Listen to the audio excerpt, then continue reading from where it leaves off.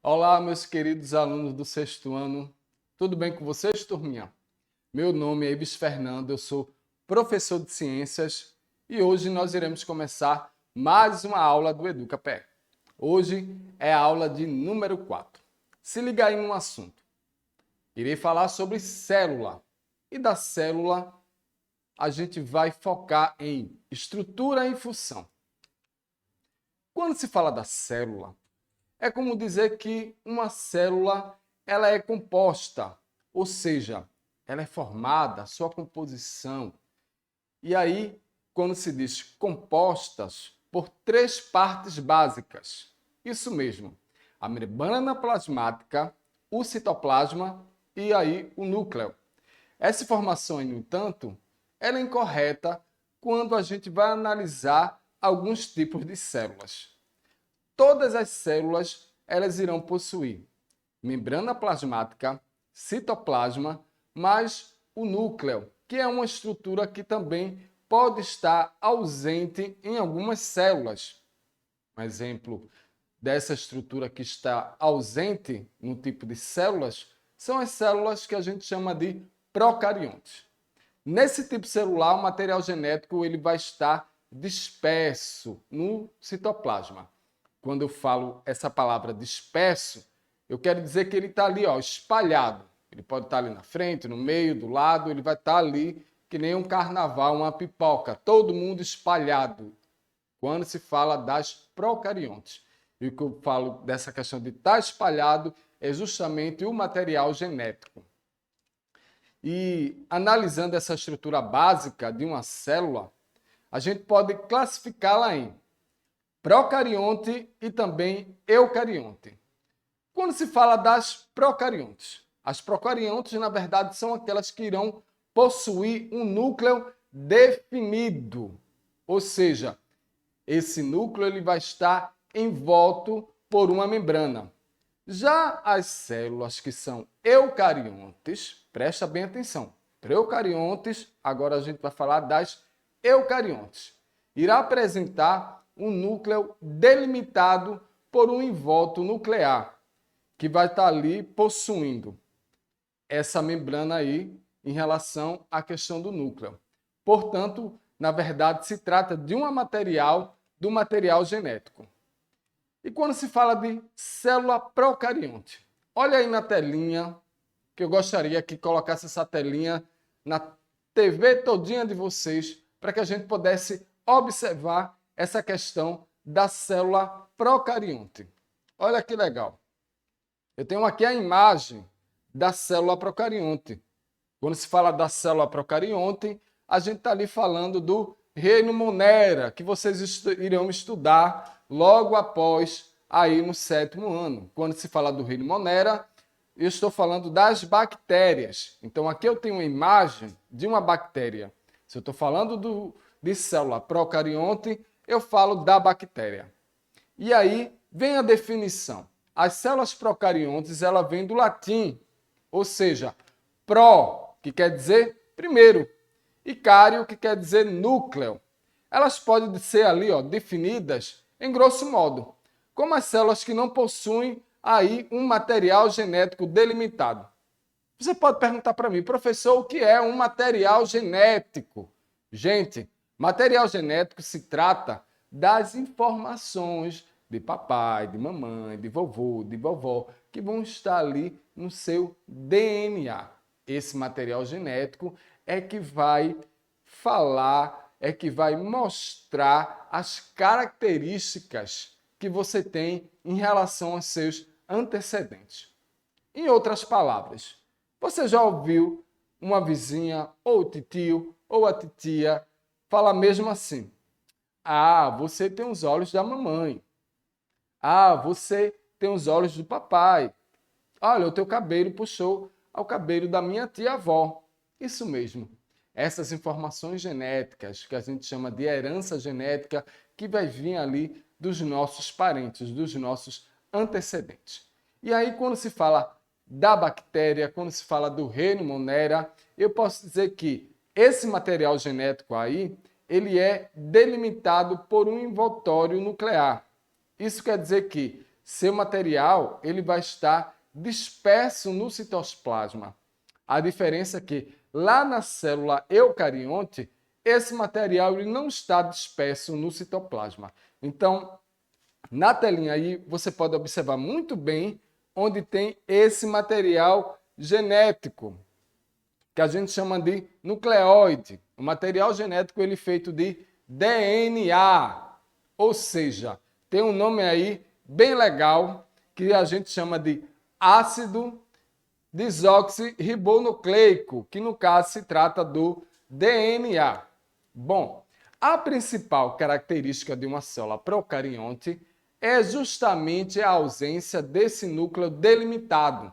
Nessas células podemos observar que apenas um local, que é o nucleóide, que vai conter esse DNA circular, que a gente chama de DNA cromossômico, que não vai estar associado às proteínas das histonas.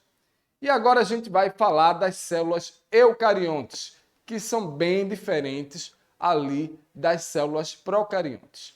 Essas células aí vão ser aquelas que vai ter o quê? Um núcleo. Esse núcleo ele vai ser delimitado por um envoltório nuclear. Nesse tipo de célula, o material genético ele não vai se encontrar espalhado pelo citoplasma, como que existe aí nas células procariontes que a gente acabou de ver. Mas sim, eles vão estar o quê? Restritos à região do núcleo. Coloca aí na telona para que a gente possa observar a célula eucariótica animal. Bora identificar aqui onde é que está o núcleo. Veja que o núcleo ele se encontra bem no centro. E é justamente ele não está espalhado na célula eucarionte. Ele vai estar ali delimitado por esse envoltório nuclear. Quando se fala ali do núcleo, é justamente do núcleo onde a gente vai encontrar as informações genéticas. E essas células eucariôticas, elas são o quê? Mais complexas do que as células procariôticas. Por que ela é mais complexa? Ela vai ser mais complexa porque a gente vai ter ali uma presença de um núcleo que é delimitado por esse envoltório nuclear, o qual irá proteger as moléculas de DNA que existem nessa região, no caso que vai existir na região do núcleo. E lá no interior do núcleo é que vai ocorrer o que a gente chama de duplicação de DNA, ou seja, a síntese de RNA, que é a transcrição. Essa palavra aí, síntese, quer dizer produção. E lá no interior do citoplasma da célula eucariótica, elas vão estar mergulhadas diversas organelas membranosas que vão ali apresentar as mais diversas funções. Quando eu falo dessas organelas que estão mergulhadas no citoplasma, esse próprio nome, organela. Se você for pensar bem, eu disse, poxa, organela, ela lembra ali os órgãos. Os nossos órgãos, eles desempenham funções dentro do nosso corpo. Da mesma forma, as organelas, elas também irão apresentar essas funções. E quando a gente observa aí, quando tem a célula eucariótica animal, ali no citoplasma, como eu estava dizendo para vocês, a célula ela vai ali se dividir em três partes principais, que vai ser o quê? O núcleo, o citoplasma e a membrana plasmática. O núcleo a gente tem as informações genéticas. No citoplasma irão estar mergulhados justamente as organelas. Essas organelas aí, elas são diversas. Exemplos delas eu vou ter o complexo de Golgi, as mitocôndrias, lisossomos, retículo endoplasmático rugoso e liso e outras organelas que vão justamente estar ali, mergulhados nesse citoplasma e cada uma delas vai exercer uma função. Bom, quando se fala aí também da célula eucariôtica, eu tenho que as principais organelas que são encontradas, como eu estava dizendo para vocês, existem várias, mas as principais vão ser retículo endoplasmático, ele pode ser liso e rugoso, o complexo golgiense, os lisossomos, mitocôndrias, peroxissomos, centríolos e cloroplastos. Quando se fala dos cloroplastos, eu quero deixar aqui bem claro, essa organela ela vai estar presente nas células eucariontes vegetais. Porque quando se fala de célula eucarionte, a gente vai ter dois tipos. Vai ser a animal, que é a imagem que você tem aí, e também tem a vegetal. Só que essa organela cloroplasto, ela só está na célula vegetal. Ela não se encontra na célula animal. E daí a gente já pode responder uma questão, ou uma casquinha de banana. Se eu perguntar para vocês aí, qual seria a diferença entre uma célula animal e uma célula vegetal em relação às suas organelas? O que é que vai estar presente e ausente?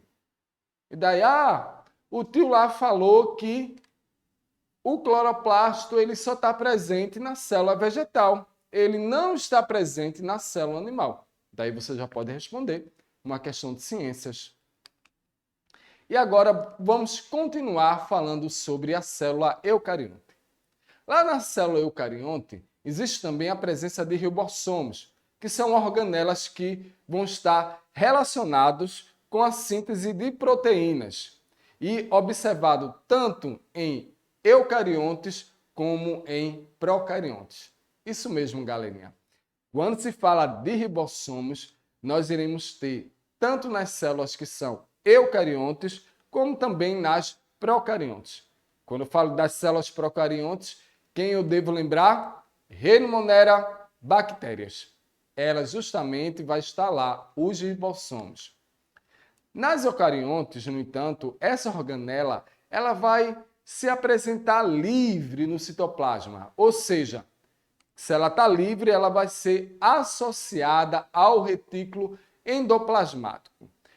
Como eu tinha falado para vocês que quando se trata de retículo endoplasmático, eu tenho o liso e o rugoso.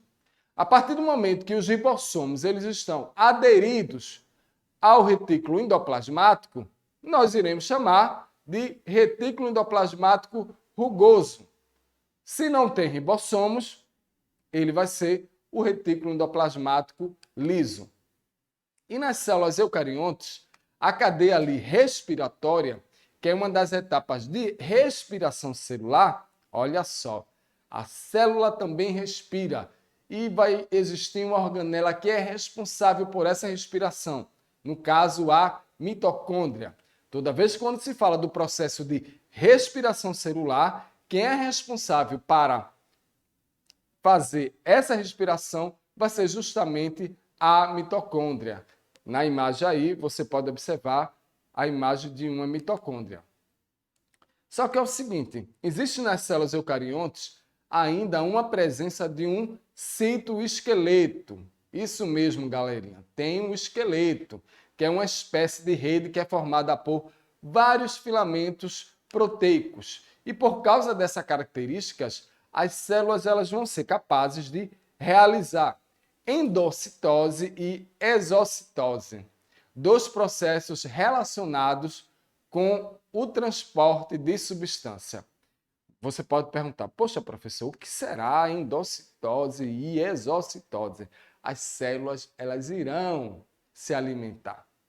E quando se fala que se tem esse citoesqueleto, eu posso dizer que lá na endocitose, a célula ela vai captar do ambiente que é externo. Observe a imagem que está na telinha, que está para todo mundo observar essa imagem aí, que está na telinha. Olha o processo de endocitose, vê que legal. A célula ela também precisa se alimentar. Ela vai lá no meio externo e vai captar essas substâncias e vai colocar para dentro da célula. Quando isso acontece, a gente chama esse processo aí de exocitose. Já o processo inverso, porque se entrou a substância, a célula ela vai se alimentar, depois vai acontecer o quê? Que os lisossomos, eles irão ali fazer a digestão, depois dessa digestão vai acontecer o processo de exocitose. O endocitose é quando a célula coloca a substância para dentro da sua célula. Aí, exocitose, quando vai colocar para fora. Bom, as células eucariontas elas são capazes também de realizar dois processos importantes, que é a divisão celular. Se fala de divisão celular, a gente tem aí a mitose e a meiose. Lá na mitose, uma célula que é diploide, ela vai dar origem a duas células diploides, igual à da célula-mãe. E a meiose, uma célula diploide, origina 4 células haploides, ou seja, com metade do número de cromossomos da espécie. Aí você pode dizer, professor, o que foi que o senhor falou aí de mitose e de meiose? Pelo amor de Deus, bora explicar bem essa questão aí, ó. Se fala de mitose, o que é que está acontecendo? Vamos rever. É uma célula diploide que vai dar origem a duas células diplose. Ou seja, olha bem essa imagem que está aí na telinha. Na telinha a gente tem justamente que a célula ela vai começar a se reproduzir. Ou seja, aqui, pessoal, essa primeira imagem aqui, a gente tem a imagem da mitose. O que é que vai acontecer? Nós, seres humanos, nós temos cerca de 46 cromossomos. E aí, na sua divisão, né, quando vai ter a divisão, principalmente se falando das células germinativas, se eu falo de células germinativas, eu estou falando do espermatozoide e do óvulo. Quando essas células elas irão se multiplicar, o que é que acontece? Vai acontecer uma divisão de cromossomos. É justamente a mitose. Então aqui, ó, a gente tem na primeira imagem que eu tenho aqui uma célula, é como se fosse, no caso, um óvulo.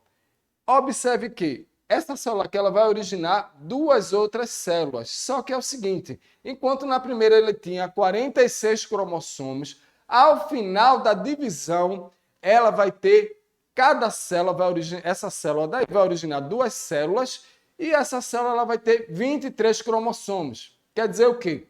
Formou-se duas, mas com a metade da informação genética. Já na questão da meiose, não acontece isso. Elas irão sim se dividir em duas, mas com o mesmo número de cromossomos.